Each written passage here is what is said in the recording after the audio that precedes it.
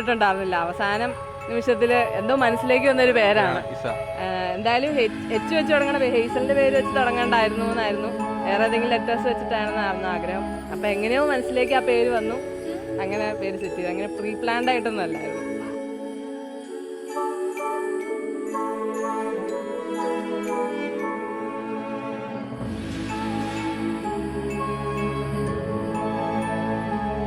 Isabel ഞങ്ങളുടെ ലൈഫിലേക്ക് വന്നിട്ട് ഇപ്പം ഇന്നേക്ക് 3 മാസം ആവണു.